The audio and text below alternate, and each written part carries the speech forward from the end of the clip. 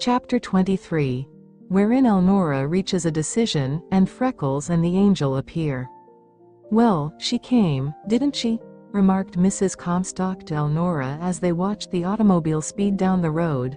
As it turned the Limberlost corner, Philip arose and waved to them. "She hasn't got him yet, anyway," said Mrs. Comstock, taking heart. "What's that on your finger, and what did she say to you?" Elnora explained about the ring as she drew it off. "I have several letters to write, then I am going to change my dress and walk down toward Aunt Margaret's for a little exercise. I may meet some of them, and I don't want them to see this ring." "You keep it until Philip comes," said Elnora. "As for what Miss Carr said to me, many things, two of importance. One, that I lacked every social requirement necessary for the happiness of Philip Ammon, and that if I married him I would see inside a month that he was ashamed of me." "Ah, Shawkins," scorned Mrs. Comstock. "Go on." "The other was that she has been engaged to him for years, that he belongs to her, and she refuses to give him up. She said that if he were in her presence 1 hour, she would have him under a mysterious thing she calls her spell. Again, if he were where she could see him for 1 week, everything would be made up. It is her opinion that he is suffering from wounded pride, and that the slightest concession on her part will bring him to his knees before her." Mrs. Comstock giggled.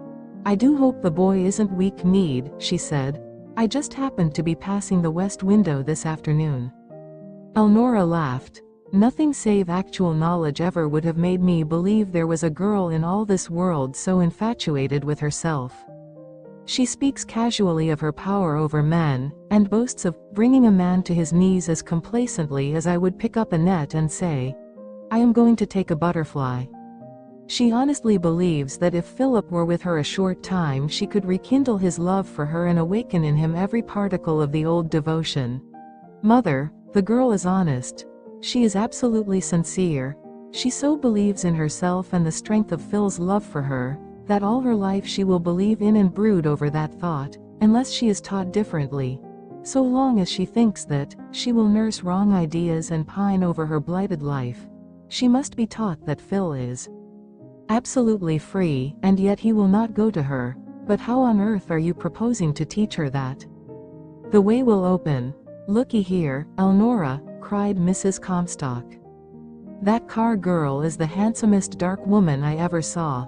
She's got to the place where she won't stop at anything. Her coming here proves that.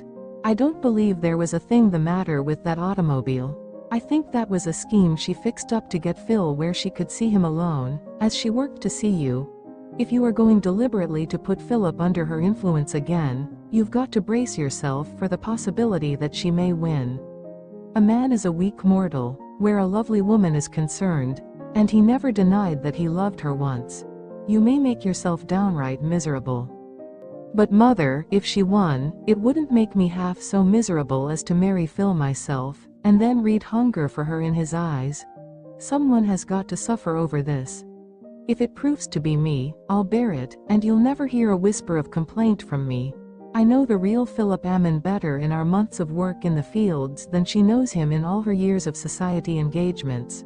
So she shall have the hour she asked, many, many of them, enough to make her acknowledge that she is wrong. Now I am going to write my letters and take my walk." Elnora threw her arms around her mother and kissed her repeatedly. "Don't you worry about me," she said. "I will get along all right, and whatever happens, I always will be your girl and you my darling mother." She left 2 sealed notes on her desk. Then she changed her dress, packed a small bundle which she dropped with her hat from the window beside the willow, and softly went downstairs. Mrs. Comstock was in the garden. Elnora picked up the hat and bundle, hurried down the road a few rods, then climbed the fence and entered the woods. She took a diagonal course, and after a long walk reached a road 2 miles west and 1 south. There she straightened her clothing, put on her hat and a thin dark veil and waited the passing of the next trolley. She left it at the first town and took a train for Fort Wayne. She made that point just in time to climb on the evening train north. As it pulled from the station, it was after midnight when she left the car at Grand Rapids, and went into the depot to await the coming of day. Tired out, she laid her head on her bundle and fell asleep on a seat in the women's waiting room. Long after light she was awakened by the roar and rattle of trains. She washed, rearranged her hair and clothing, and went into the general waiting room to find her way to the street. She saw him as he entered the door. There was no mistaking the tall, lithe figure, the bright hair, the lean, brown splotched face, the steady gray eyes. He was dressed for traveling, and carried a light overcoat and a bag. Straight to him Elnora went speeding. "Oh, I was just starting to find you," she cried. "Thank you," he said. "You are going away?" she panted. "Not if I am needed. I have a few minutes. Can you be telling me briefly?" "I am the Limberlost girl to whom your wife gave the dress for commencement last spring, and both of you sent lovely gifts. There is a reason, a very good reason, why I must be hid. Den for a time, and I came straight to you, as if I had a right." "You have," answered Freckles. "Any boy or girl who ever suffered one pang in the Limberlost has a claim to the best drop of blood in my heart. You needn't be telling me anything more. The angel is at our cottage on Mackinac, you shall tell her and play with the babies while you want shelter, this way." They breakfasted in a luxurious car, talked over the swamp, the work of the bird woman. Elnora told of her nature lectures in the schools, and soon they were good friends. In the evening they left the train at Mackinac City and crossed the straits by boat. Sheets of white moonlight flooded the water and paved a molten path across the breast of it straight to the face of the moon. The island lay a dark spot on the silver surface, its tall trees sharply outlined on the summit, and a million lights blinked around the shore. The night guns boomed from the white fort and a dark sentinel paced the ramparts above the little city tucked down close to the water. A great tenor summering in the north came out on the upper deck of the big boat, and baring his head, faced the moon and sang. "Oh, the moon shines bright on my old Kentucky home." Elnora thought of the Limberlost, of Philip, and her mother, and almost choked with the sobs that would arise in her throat. On the dock a woman of exquisite beauty swept into the arms of Terence O'More. "Oh, Freckles," she cried, "you've been gone a month." "4 days, Angel, only 4 days by the clock," remonstrated Freckles. "Where are the children?" "Asleep, thank goodness. I'm worn to a thread. I never saw such inventive, active children. I can't keep track of them." "I have brought you help," said Freckles. "Here is the Limberlost girl in whom the bird woman is interested. Miss Comstock needs a rest before beginning her school work for next year, so she came to us." "You dear thing, how good of you," cried the angel. "We shall be so happy to have you." In her room that night, in a beautiful cottage furnished with every luxury, Elnora lifted a tired face to the angel. "Of course, you understand there is something back of this," she said. "I must tell you." "Yes," agreed the angel. "Tell me, if you get it out of your system, you will stand a better chance of sleeping." Elnora stood brushing the copper-bright masses of her hair as she talked. When she finished the angel was almost hysterical. "You insane creature," she cried. "How crazy of you to leave him to her. I know both of them. I have met them often. She may be able to make good her boast. But it is perfectly splendid of you, and, after all, really it is the only way. I can see that. I think it is what I should have done myself, or tried to do.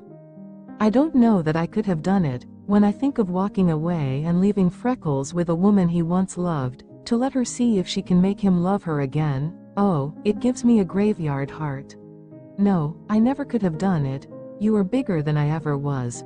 I should have turned coward, sure." "I am a coward," admitted Elnora. "I am soul sick. I am afraid I shall lose my senses before this is over. I didn't want to come. I wanted to stay, to go straight into his arms, to bind myself with his ring, to love him with all my heart. It wasn't my fault that I came. There was something inside that just pushed me. She is beautiful. I quite agree with you. You can imagine how fascinating she can be.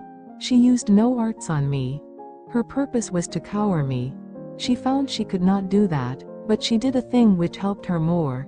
She proved that she was honest, perfectly sincere in what she thought. She believes that if she merely beckons to Philip, he will go to her. So I am giving her the opportunity to learn from him what he will do. She never will believe it from anyone else. When she is satisfied, I shall be also. But, child, suppose she wins him back. That is the supposition with which I shall eat and sleep for the coming few weeks. Would one dare ask for a peep at the babies before going to bed? Now, you are perfect, announced the angel. I never should have liked you all I can, if you had been content to go to sleep in this house without asking to see the babies. Come this way. We named the first boy for his father, of course, and the girl for Aunt Alice. The next boy is named for my father, and the baby for the bird woman. After this we are going to branch out. Elnora began to laugh. Oh, I suspect there will be quite a number of them, said the angel serenely. I am told the more there are the less trouble they make. The big ones take care of the little ones. We want a large family. This is our start. She entered a dark room and held aloft a candle. She went to the side of a small white iron bed in which lay a boy of 8 and another of 3. They were perfectly formed, rosy children, the elder a replica of his mother, the other very like. Then they came to a cradle where a baby girl of almost 2 slept soundly, and made a picture. But just see here, said the angel. She threw the light on a sleeping girl of 6. A mass of red curls swept the pillow. Line and feature the face was that of Freckles. Without asking, Elnora knew the color and expression of the closed eyes. The angel handed Elnora the candle, and stooping, straightened the child's body. She ran her fingers through the bright curls, and lightly touched the aristocratic little nose. The supply of freckles holds out in my family, you see, she said. Both of the girls will have them, and the second boy a few. She stood an instant longer, then bending, ran her hand caressingly down a rosy bare leg, while she kissed the babyish red mouth. There had been some reason for touching all of them. The kiss fell on the lips which were like Freckles's. To Elnora she said a tender good night, whispering brave words of encouragement and making plans to fill the days to come. Then she went away. An hour later there was a light tap on the girl's door. Come, she called as she lay staring into the dark. The angel felt her way to the bedside, sat down and took Elnora's hands. I just had to come back to you, she said. I have been telling Freckles, and he is almost hurting himself with laughing. I didn't think it was funny, but he does. He thinks it's the funniest thing that ever happened. He says that to run away from Mr. Ammon, when you had made him no promise at all, when he wasn't sure of you, won't send him home to her. It will set him hunting you. He says if you had combined the wisdom of Solomon, Socrates, and all the remainder of the wise men, you couldn't have chosen any course that would have sealed him to you so surely. He feels that now Mr. Ammon will perfectly hate her for coming down there and driving you away, and you went to give her the chance she wanted. Oh, Elnora, it is becoming funny, I see it, too. The angel rocked on the bedside. Elnora faced the dark in silence. Forgive me, gulped the angel. I didn't mean to laugh. I didn't think it was funny, until all at once it came to me. Oh. Dear, Elnora, it is funny. I've got to laugh. Maybe it is, admitted Elnora, to others, but it isn't very funny to me, and it won't be to Philip or to Mother. That was very true. Mrs. Comstock had been slightly prepared for stringent action of some kind, by what Elnora had said. The mother instantly had guessed where the girl would go, but nothing was said to Philip. That would have been to invalidate Elnora's test in the beginning, and Mrs. Comstock knew her child well enough to know that she never would marry Philip unless she felt it right that she should. The only way was to find out, and Elnora had gone to seek the information. There was nothing to do but wait until she came back, and her mother was not in the least uneasy but that the girl would return brave and self-reliant, as always. Philip Ammon hurried back to the Limberlost, strong in the hope that now he might take Elnora into his arms and receive her promise to become his wife. His first shock of disappointment came when he found her gone. In talking with Mrs. Comstock he learned that Edith Carr had made an opportunity to speak with Elnora alone. He hastened down the road to meet her, coming back alone, an agitated man. Then search revealed the notes, his read. Dear Philip, I find that I am never going to be able to answer your question of this afternoon fairly to all of us when you are with me. So I am going away a few weeks to think over matters alone. I shall not tell you, or even Mother, where I am going, but I shall be safe, well cared for, and happy. Please go back home and live among your friends, just as you always have done, and on or before the 1st of September, I will write you where I am, and what I have decided. Please do not blame Edith Carr for this, and do not avoid her. I hope you will call on her and be friends. I think she is very sorry, and covets your friendship at least, until September, then, as ever, Elnora. Mrs. Comstock's note was much the same. Philip was ill with disappointment. In the arbor he laid his head on the table, among the implements of Elnora's loved work, and gulped down dry sobs he could not restrain. Mrs. Comstock never had liked him so well. Her hand involuntarily crept toward his dark head, then she drew back. Elnora would not want her to do anything whatever to influence him. What am I going to do to convince Edith Carr that I do not love her, and Elnora that I am hers? He demanded. I guess you have to figure that out yourself, said Mrs. Comstock. I'd be glad to help you if I could, but it seems to be up to you. Philip sat a long time in silence. Well, I have decided, he said abruptly. Are you perfectly sure Elnora had plenty of money and a safe place to go? Absolutely, answered Mrs. Comstock. She has been taking care of herself ever since she was born, and she always has come out all right. So far, I'll stake all I'm worth on it, that she always will. I don't know where she is, but I'm not going to worry about her safety. I can't help worrying, cried Philip. I can think of 50 things that may happen to her when she thinks she is safe. This is distracting. First, I am going to run up to see my father. Then, I'll let you know what we have decided. Is there anything I can do for you? Nothing, said Mrs. Comstock. But the desire to do something for him was so strong with her she scarcely could keep her lips closed or her hands quiet.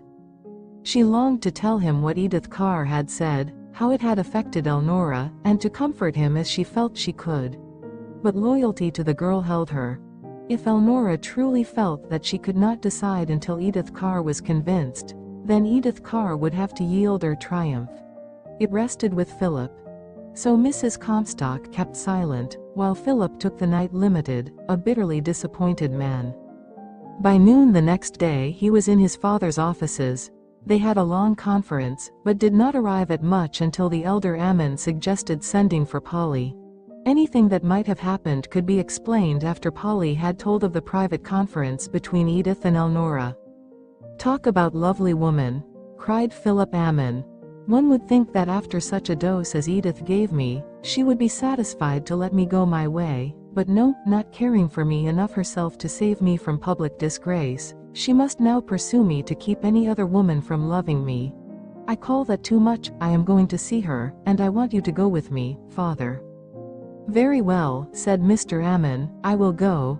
When Edith Carr came into her reception room that afternoon, gowned for conquest, she expected only Philip, and him penitent. She came hurrying toward him, smiling, radiant, ready to use every allurement she possessed, and paused in dismay when she saw his cold face and his father. Why, Phil, she cried, when did you come home? I am not at home, answered Philip. I merely ran up to see my father on business, and to inquire of you what it was you said to Miss Comstock yesterday that caused her to disappear. Before I could return to the Limberlost. Miss Comstock disappear? Impossible, cried Edith Carr. Where could she go? I thought perhaps you could answer that, since it was through you that she went. Phil, I haven't the faintest idea where she is, said the girl gently. But you know perfectly why she went. Kindly tell me that. Let me see you alone, and I will. Here and now, or not at all. Phil, what did you say to the girl I love? Then Edith Carr stretched out her arms. Phil, I am the girl you love, she cried. All your life you have loved me. Surely it cannot be all gone in a few weeks of misunderstanding. I was jealous of her, I did not want you to leave me an instant that night for any other girl living. That was the moth I was representing. Everyone knew it. I wanted you to bring it to me. When you did not, I knew instantly it had been for her that you worked last summer, she who suggested my dress, she who had power to take you from me, when I wanted you most. The thought drove me mad, and I said and did those insane things. Phil, I beg your pardon. I ask your forgiveness. Yesterday she said that you had told her of me at once. She vowed both of you had been true to me, and Phil, I couldn't look into her eyes and not see that it was the truth. Oh, Phil, if you understood how I have suffered you would forgive me. Phil, I never knew how much I cared for you. I will do anything, anything. Then tell me what you said to Elnora yesterday that drove her, alone and friendless, into the night, heaven knows where. You have no thought for anyone save her. Yes, said Philip, I have. Because I once loved you, and believed in you, my heart aches for you. I will gladly forgive anything you ask. I will do anything you want, except to resume our former relations. That is impossible. It is hopeless and useless to ask it. You truly mean that? Yes. Then find out from her what I said. Come, father, said Philip, rising. You were going to show Miss Comstock's letter to Edith, suggested Mr. Ammon. I have not the slightest interest in Miss Comstock's letter, said Edith Carr. You are not even interested in the fact that she says you are not responsible for her going, and that I am to call on you and be friends with you? That is interesting, indeed, sneered Miss Carr. She took the letter, read and returned it. She has done what she could for my cause, it seems, she said coldly. How very generous of her. Do you propose calling out Pinkertons and instituting a general search? No, replied Philip. I simply propose to go back to the Limberlost and live with her mother, until Elnora becomes convinced that I am not courting you, and never shall be. Then, perhaps, she will come home to us. Goodbye. Good luck to you always.